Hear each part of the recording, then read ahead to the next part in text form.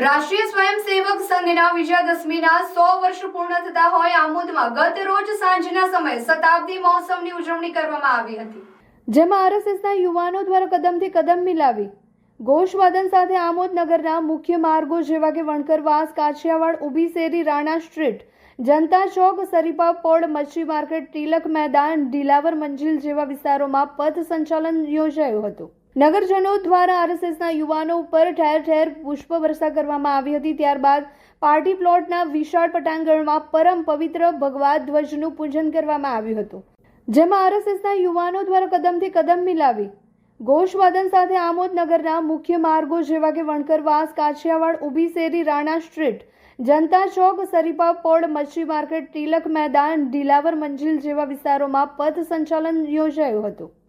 નગરજનો દ્વારા આરએસએસના યુવાનો ઉપર ઠેર ઠેર પુષ્પવર્ષા કરવામાં આવી હતી। ત્યારબાદ પાર્ટી પ્લોટના વિશાળ પટાંગણમાં પરમ પવિત્ર ભગવા ધ્વજનું પૂજન કરવામાં આવ્યું હતું। કાર્યક્રમના મુખ્ય અતિથિ અને રામકથાકાર સાધ્વી ત્રિલોચનાબેને રાષ્ટ્રીય સ્વયંસેવક સંઘને પ્રણામ કરી પ્રસન્નતા વ્યક્ત કરી હતી। શતાબ્દી મહોત્સવ પ્રસંગે ત્રિલોચનાબેને સંઘના પંચ પરિવર્તનના 5 સૂત્રોને યાદ કરી દરેક હિન્દુ સંગઠિત બને તે માટે આહવાન કર્યું હતું। તેમજ સંઘના 5 સૂત્રો સામાજિક સમરસતા, પર્યાવરણ, નાગરિક કર્તવ્ય, કુટુંબ પ્રબોધન, સ્વદેશી વિચારો પર ઉદાહરણો આપી લોકો સમક્ષ રજૂ કર્યા હતા।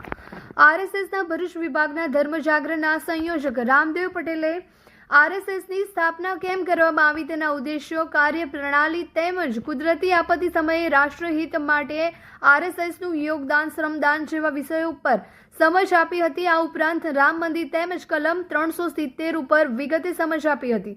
ત્યારબાદ સૌએ શસ્ત્ર પૂજન કર્યું હતું। આ પ્રસંગે આમોદ તાલુકા કાર્યવાહ ક્રિમેશ પટેલે જણાવ્યું હતું કે હિન્દુ સમાજને સંગઠિત અને શક્તિશાળી કરવાના ઉદ્દેશ્યથી 1925માં વિજયાદશમીના રાષ્ટ્રીય સ્વયંસેવક સંઘની સ્થાપના કરવામાં આવી હતી, જેમાં 2025માં 100 વર્ષ પૂર્ણ થતા વિવિધ કાર્યક્રમનું આયોજન કરવામાં આવ્યું હતું।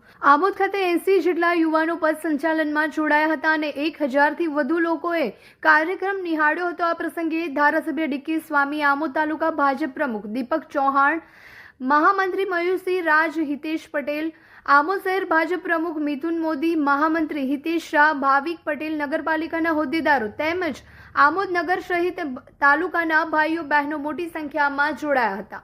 આ વિજયાદશમીના ઉત્સવ નિમિત્તે દેશભરમાં વિવિધ કાર્યક્રમોનું આયોજન થયેલ હતું।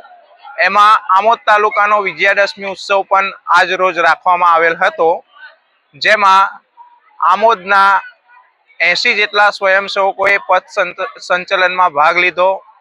આ ઉપરાંત એક જાહેર કાર્યક્રમ હતો, જેમાં આમોદ તાલુકાના 1000થી વધુ લોકો આ કાર્યક્રમને નિહાળવા માટે પણ આવેલ હતા।